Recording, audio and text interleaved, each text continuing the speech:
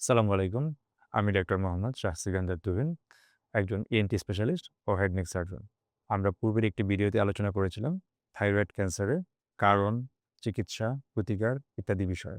আজকে আমরা thyroid cancer রোগীদের অপারেশন পরবর্তী ফলো-আপ নিয়ে আপনাদের সাথে আলোচনা করব। কারণ থাইরয়েড ক্যান্সারের অপারেশন এবং রেডিও আয়োডিন অ্যাবলেশন চিকিৎসার পরে ফলো-আপ অন্য যেকোনো ক্যান্সারের তুলনায় অনেক বেশি গুরুত্বপূর্ণ। এই ফলো-আপ থাইরয়েড ক্যান্সার চিকিৎসার একটি অন্যতম গুরুত্বপূর্ণ অংশ। আজকে আপনাদের সাথে শেয়ার করব থাইরয়েড ক্যান্সার রোগী কিভাবে ফলো আপ করবে। সাধারণত রোগীরা মনে করেন অপারেশন হয়ে গেলে কিংবা অপারেশনের পরে রেডিও আয়োডিন ক্যাপসুল থেরাপি দেওয়ার পরে চিকিৎসা কমপ্লিট। আসলে তখন চিকিৎসা শুরু। কারণ থাইরয়েড ক্যান্সারের রোগীকে সারা জীবন একজন চিকিৎসকের অধীনে ফলো আপে থাকতে হবে।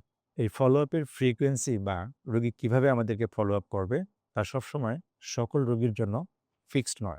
ইন জেনারেল বা স্বাভাবিকভাবে আমরা বলতে পারি একটা রোগীর thyroid operation plus radio iodine capsule থেরাপির পরে প্রথম ১ বছরে ৩ মাস পর, পর, দ্বিতীয় থেকে পঞ্চম বছর ৬ মাস পর, পর, পঞ্চম থেকে দশম বছর প্রতি বছরে একবার এবং তার পরবর্তীতে তার চিকিৎসক সিদ্ধান্ত নেবে কিভাবে তাকে ফলো আপে আসতে হবে। তবে আবারও বলছি, এই রুটিনটা সবার জন্য ফিক্সড নয়। যখন প্রত্যেকটা ফলো আপে রোগীর অপারেশন পরবর্তী অবস্থা যদি অনেক বেশি ভালো থাকে, তাহলে চিকিৎসক ২ টি ফলো আপের মাঝখানে গ্যাপ বাড়াতে পারে। অথবা কোনো রোগীর যদি কোনো একটা ফলো আপে মনে হচ্ছে তার ক্যান্সার ফিরে আসার সম্ভাবনা তৈরি হয়েছে, তখন চিকিৎসক ফলো আপের পরিমাণ বাড়িয়ে দিবে। যাতে ক্যান্সারের রিকারেন্স যদি আগেভাগে ধরা যায়, যাতে সহজেই তার চিকিৎসা করা যায়। একজন চিকিৎসক হিসেবে প্রতিবার ফলো আপে আমরা রোগীকে কিভাবে ফলো আপ করি একটু শেয়ার করব। রোগী আমাদের কাছে আসার পরে রোগীর কাছ থেকে আমরা জানতে চাই থাইরয়েড অপারেশনের কারণে কোনো ধরনের অসুবিধা হচ্ছে কিনা, কিংবা অপারেশন পরবর্তী চলমান চিকিৎসার জন্য কোনো সমস্যা বোধ করছে কিনা। এর পাশাপাশি আমরা ক্লিনিক্যাল এক্সামিনেশন করে দেখতে চাই রোগীর গলায় নতুন করে কোনো ফোলা আসছে কিনা। কিছু ল্যাবরেটরি পরীক্ষাও করাই, যেমন টিএসএইচ, থাইরয়েড হরমোন এবং সেরাম থাইরোগ্লোবুলিন বা টিজি।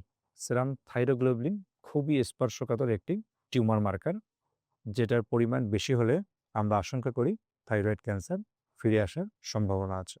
এর পাশাপাশি কখনো সন্দেহ হলে আমরা গলার আল্ট্রাসোনোগ্রাম কিংবা রেডিও আয়োডিন আইসোটোপ স্ক্যানও করে থাকি। প্রত্যেকটি ফলো-আপে আমরা রোগীদেরকে কিছু সুনির্দিষ্ট পরামর্শ দিয়ে থাকি। যেমন রোগীকে সবসময় চিকিৎসকের পরামর্শ অনুসারে থাইরক্সিন হরমোন গ্রহণ করতে হবে। থাইরক্সিন হরমোন কখনোই নিজে পরিবর্তন কিংবা বন্ধ করা যাবে না। একজন চিকিৎসক রোগীর রিপোর্ট দেখে থাইরক্সিন হরমোনের পরিমাণ ঠিক করে দিবে। থাইরক্সিন হরমোন সাধারণত খালি পেটে গ্রহণ করতে হয় এবং এর সাথে যদি ক্যালসিয়াম, আয়রন কিংবা অ্যান্টাসিড জাতীয় ওষুধ গ্রহণ করার প্রয়োজন হয়, তবে সেক্ষেত্রে রোগী থাইরক্সিন ট্যাবলেট গ্রহণ করার ৪ ঘন্টা পরে ক্যালসিয়াম, আয়রন এবং অ্যান্টাসিড ওষুধ গ্রহণ করবে। কিছু লক্ষণ দেখা দিলে রোগীকে সঙ্গে সঙ্গেই ডাক্তারের কাছে ফলো আপের জন্য আসতে হবে।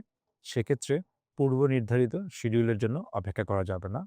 যেমন গলায় কিংবা ঘাড়ে নতুন করে কোনো ফোলা বা চাকা অনুভূত হওয়া, খাবার খেতে অসুবিধা হওয়া, শ্বাস নিতে অসুবিধা হওয়া, কণ্ঠস্বরে কোনো পরিবর্তন হওয়া, শরীরে বিভিন্ন জায়গায় তীব্র মাত্রার ব্যথা হওয়া, যেটাকে আমরা বোন পেইন বা হাড়ের ব্যথা বলি। এছাড়াও কখনো হাত পায়ে ঝিমঝিম করা কিংবা হাত পা স্টিফ হয়ে আসলে রোগীকে দ্রুত চিকিৎসকের কাছে এসে ফলো আপ নিতে হবে। থাইরয়েড ক্যান্সার চিকিৎসার ইন্টিগ্রাল পার্ট হচ্ছে রোগীর অপারেশন এবং রেডিও আয়োডিন অ্যাবলেশনের পরবর্তী ফলো আপ। যেসব রোগী থাইরয়েড ক্যান্সারের চিকিৎসা গ্রহণ করেছেন, তাদের প্রতি অনুরোধ থাকবে আপনি আপনার চিকিৎসকের কাছে নিয়মিত ফলো আপ করান, যাতে আপনার ক্যান্সার যদি কখনো ফিরেও আসে, যেন যথাযথ এবং তাৎক্ষণিক পদক্ষেপ গ্রহণ করার মাধ্যমে সেই ক্যান্সারের চিকিৎসা করা যায়। সবাই সুস্থ থাকুন, ভালো থাকুন। আবার কথা হবে অন্য কোনো বিষয়ে। সবাইকে ধন্যবাদ।